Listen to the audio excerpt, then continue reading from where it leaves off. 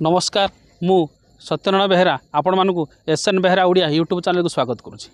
प्रिय दर्शक बंधु यही चैनल रे आपण माने पुराणर सिक्रेट तथ्य उपर जानवा पाइबे। तेणुक ये चैनल को जदि आपण माने नुआ देखुं ताले सब्सक्राइब करवा भूलु नहीं वो ऑल नोटिफिकेशन को ऑन करूँ जहाँद्वारा मुझे जो वीडियो अपलोड करी तार सर्वप्रथम सूचना आपण पाखे पहुँची। प्रिय दर्शक बंधु चलतु आलोचना करवा जे समी गछ किपरि सृष्टि है। थरे भगवान श्रीकृष्ण अर्जुन को नहीं शिवं दर्शन करने को कैलास जाइथांती। सेमान को देखी देवी पार्वती मनरे आशा संचार है। से बड़ व्याकुल होई शिवं अनुपस्थिति कथा श्रीकृष्ण को जणाइले। श्रीकृष्ण तांको ठारू सबु कथा शुणिले और कहिले शिव जेउठी भी थांतु ना कहीं से निश्चय खोजी बाहर करेंगे। यह शुणी पार्वती आश्वस्त हेले। तापरे कृष्ण शिव केउठी अछंती बोली अर्जुन को पचारिले। अर्जुन संगे संगे तांको धनुरे मनभेदी स्वर जोखिले। स्वर फलकरे से चारिदिग को निरीक्षण कले। स्वर फलकरे तांको सबु दिगर दृश्य देखागला। अर्जुन देखिले शिव असुरी हरिणाखी सहित अरण्य रही। असुरी कुहुक बल पार्वती बेश धरी तांकर सेवा करुछि।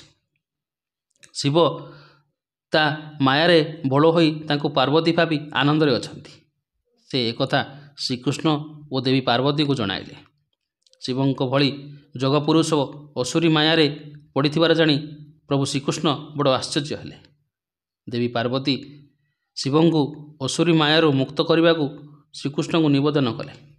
असुरी को वध न कले ता मायारू शिवं को उद्धार करने असंभव जानी श्रीकृष्ण कहिले फाल्गुनी तुम्हें मनभेदी बाण पेशी असुरी को हत्या कर। अर्जुन तत्क्षणात धनुरु मनभेदी स्वर छाड़िले। से स्वराघात असुरुणी भयंकर रड़ी छाड़ी मला। ताहार कुहुक सबु उभई गला। तार देह पार्वती रूप छाड़ी असुरुणी रूपरे पड़ी रहिला। असुरुणीर मला देह देखि प्रभु शिव तार सबु माया बुझी पारिले। से असुरी मायारे पड़िथिबा जानी मने मने लज्जित हेले। तांकर कैलासपुर कथा मने पड़गला। से वृषभ पीठी बसी कैलासरे पहुँचिले। तांको देखि देवी पार्वती को मुहरे हस फुटिला। समस्ते प्रभु शिवं को प्रणाम कले। देवी पार्वती शिवं पाखरे सबु घटना कही अर्जुन को प्रशंसा कले। शिव मध्य खुशी होई अर्जुन को वर मागिबा को कहिले। अर्जुन हाथ जोड़ी कहिले हे से आवश्यक बेले एई वर प्रभु शिवं ठारू मागी नेबे।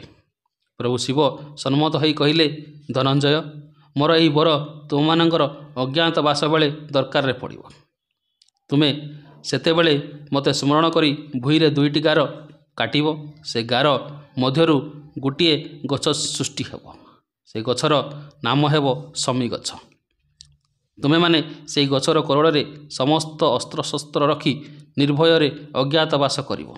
आउ जीए समी गछ को भक्ति पूजा करिवो तार सबु ग्रह दोष खंडन हेबो। यापरे अर्जुन और श्रीकृष्ण प्रभु शिवं को प्रणाम करी फेरी आसिले। जेतेबेले पांडव माने विराट राज्य को प्रवेश करने पूर्वर निजर अस्त्र शस्त्र कौटी रखिबे या भाड़नी थिला। सही समय अर्जुन भूमि रे प्रभु शिवं को स्मरण करी दुईटी गार काटी। से गार मध्यरु जो गछ जन्म होइतिला ता नाम समी गछ नाम रे परिचित हैला। से गछ कोरड़े पांच भाई निजर अस्त्र शस्त्र रखी विराट राज्य को प्रवेश करथिले। तापरे से दिन ठारू अर्जुन शिवं बରରେ जो गोष्ठ सृष्टि करथिले ता हेउची समी गछरे नामकरण हैला। समी गछ को लोके ग्रह शांति पाई पूजा करती। यज्ञरे यह काट समिध रूप में व्यवहार करा जाए। प्रिय दर्शक बंधु एथिला समी गछ किपरि सृष्टि हैला से विषय एथिरे किछि जदि त्रुटि रहिला मते क्षमा करिवे। ये चैनल को जदि आपण माने नुआ देखुछन्ती ताले सब्सक्राइब करिया भूलंतु नहीं वो ऑल नोटिफिकेशन को ऑन करंतु जहाँद्वारा मुझे जो वीडियो अपलोड करी तार सर्वप्रथम सूचना आपण पाखरे पहुँची। ए वीडियो गोटे लाइक करंतु एवं निज सांगसाथी मध्य शेयर करंतु। वीडियो को शेष पर्यंत देखि धन्यवाद। रहुजी नमस्कार। ओम नमः शिवाय।